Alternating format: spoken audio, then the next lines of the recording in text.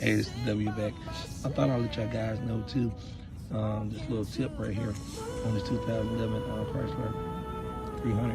When the starter goes bad, it's the old one. If you push it in with your hand, this is a little wheel. If you push it in with your hand, that means the part is bad. You shouldn't be able to do that at all. It should be able to be like a sponge, back and forth, back and forth. But hey, I thought I'd let y'all know that. Little tutorial, quick tip.